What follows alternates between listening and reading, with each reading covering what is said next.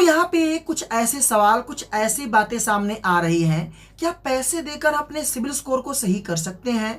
कुछ ऐसे कॉल आते हैं, कुछ लोग बोलते हैं हमारे मित्र लोग हैं, उनका पहचान है, 10 से 12 हज़ार रुपये पे कर दो, सिबिल से जो फालतू चीज़ें हैं वो रिमूव हो जाएगा। तो आज इस वीडियो में आप लीगल तरीका जानेंगे, क्या पैसे देकर सिबिल स्कोर सही किया जा सकता है, क्या ये सत्य है, सब कुछ आपको डिटेल्स में जानने को मिलेगा। तो मेरा आपसे रिक्वेस्ट है कि वीडियो को लाइक करके सपोर्ट कर देना, और चैनल पर नए आए हैं तो चैनल को सब्सक्राइब के बेल आइकन को ऑन कर देना। दोस्तों मैं आपको बता दूं, पैसे देकर सिविल स्कोर सही करना काफ़ी चीज़ों और काफ़ी बातों में ये बातें सत्य भी होती है और काफ़ी बातें झूठ भी होती है। पहले मैं आपको सच्चाई बताऊंगा। तो यहाँ पे कुछ कंपनियां से पैसा बाजार हो गया, क्रेडिट मंत्री हो गया, अगर इनका आप ले लेते हैं मेंबरशिप, या आपको एक नंबर दिया जाएगा, कॉल करोगे तो आपको अलग से जो आपकी प्रॉब्लम है उसे दूर किया जाएगा। बट यहाँ पे होता क्या है कि ये वहीं तक आपका हेल्प करते हैं जब आपका सिविल स्कोर में कोई ऐसी एक्टिविटी है जो आपके तरफ से हुई नहीं है, तो कंप्लेंट डालते हैं और आपका रिक्वेस्ट सबमिट करते हैं और वो सच में रिमूव भी होता है, इसमें कोई दो राय नहीं है। बट यहाँ पे थोड़ी बात को आप और सुनिएगा। तो यहाँ पे क्या है, यहाँ पे सवाल ये आता है कि हमारा दोस्त रहता है, इस सिटी में रहता है, उस सिटी में रहता है, उसका ऑफिस में पहचान है, पकड़ है, वो बोलता है गुप्त तरीके से पैसे खा के हम कर देंगे। अगर दोस्तों ऐसा कोई आपको बताता है तो आप उसकी बातों पे ट्रस्ट मत करना, क्योंकि ये फ्रॉड है, 420 है, इसमें आप फंस सकते हो। देखिए सिविल स्कोर आपका कोई ऐसा चीज नहीं है, सिविल स्कोर आपका लेन देन लेखा जोखा है। समझिए मेरी बात को, आपने कहाँ से लोन लिया और कहां से लोन पेमेंट किया, कैसा आपका रीपेमेंट शेड्यूल है, कैसा आपका रिकॉर्ड है, वो आपके सिविल स्कोर में रहता है।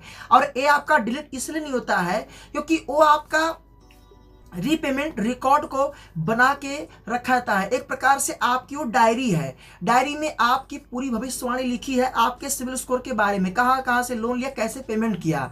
अब सोचिए कि अगर मान लो आपने पैसे पेमेंट नहीं किया, किसी दुकान से आपने सामान ले लिया, कोई आपको कर्ज दे दिया, अब वो पैसा पे नहीं करोगे तो वो क्या कहेगा, कोई दूसरा ग्राहक आएगा उसको बताएगा भैया वो आया था हमारे दुकान से सामान लेने के लिए और हमारा पैसा पे नहीं किया। वो बंदा सुनेगा तो वो तीसरे से कहेगा, वो चौथे से कहेगा। तो इस तरीके से इस सिविल स्कोर होता है। आपने कोई गलती किया, लोन पेमेंट ले लिया, रीपेमेंट नहीं किया, तो बैंक उसको रिपोर्ट करेगा।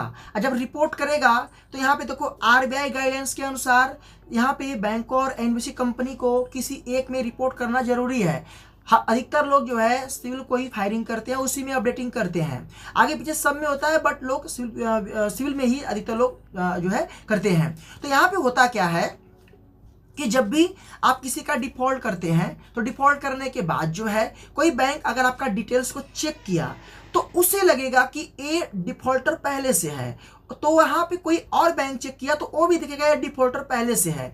तो इसीलिए इस चीज को बना के रखा गया है। अगर ये चीज को बना के ना रखा जाए तो यहाँ पे काफी सारे बैंक और कंपनियां डूब जाएंगी। जो लोग एफडी करवा के पैसे बैंक में रखे हैं, जो लोग जो है अपना पैसा सेविंग किए हैं, वही पैसे तो बैंक जो है आप तक क्रेडिट कार्ड और लोन के रूप में पहुंचाती हैं, और उसका इंटरेस्ट आप बैंक को देते हो। बैंक कुछ रखता है, कुछ देता है, सामने वाला जिसने इन्वेस्टमेंट किया, इसने अपना सेविंग किया है। तो अब आप सोचिए कि अगर सिविल में कोई गलती अगर रहेगी और अगर वो अपडेट अगर मान लो वो रिक्वायरी कर लिया गया, रिमूव कर दिया गया, और मान लो कोई और कंपनी लोन दे दी, उसका पैसा फंस गया, लॉस किसका जाएगा, जनता का जाएगा। और जब जनता का लॉस जाएगा किसको लोग पकड़ेंगे, आरबीआई को पकड़ेंगे। जब आरबीआई को पकड़ेंगे तो इसमें नुकसान होगा सरकार का। तो इसीलिए ये पूरी एकदम एक प्रकार से ये लिस्ट समझो बनाए, एक प्रकार से जुड़े हैं एक दूसरे से। तो इसीलिए दोस्तों यहाँ पे आप अपने सिविल स्कोर को नहीं रिमूव करवा सकते हो। अगर आपने कोई गलती किया है तो उसे सही नहीं करवा सकते, बट पेमेंट अगर कर दिया है तो ऑटोमेटिक उसकी एक टाइमिंग होती है, वो सही हो जाता है। और अगर आप एक जेन्युइन पर्सन है तो रिपोर्ट करके भी आप सही करवा सकते हैं। बट पैसे देकर किसी कोई थर्ड पार्टी है, बोलता है भैया मेरा पहचान है, मैं ऑफिस में काम करता हूँ, सिविल ब्यूरो में काम करता हूँ, ये करता हूँ, वो करता हूँ, इस पर विश्वास मत करना। आज आप मान लो किसी तरीके से करवा भी लिए, कल को पकड़े जाओगे तो आपको दिक्कत हो जाएगा। ऐसा काम मत करना, कोई भी ऐसी चीजों में आप उल्लंघन ना करें।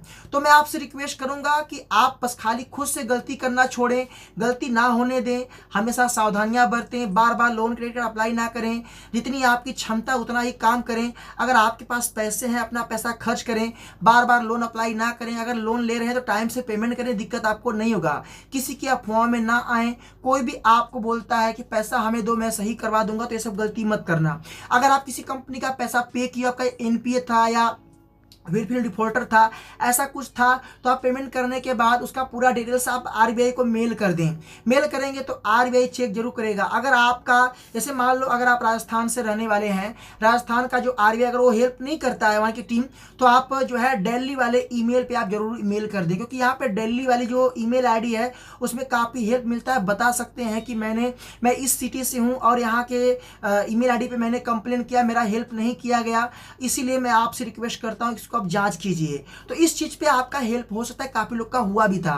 बट मैं आपसे रिक्वेस्ट करूंगा कि अगर आप गलती किए हैं, डिफॉल्ट किए हैं, तो उसको सही करवाने के लिए आप कुछ भी कर ले, वो सही नहीं होगा। और ऐसी कोई गलती करना मत, मैं आपसे पहले बता चुका हूं। तो वीडियो कैसा लगा, वीडियो को लाइक करना, दोस्तों में शेयर कर देना, मन में कोई भी सवाल तो कमेंट कर देना।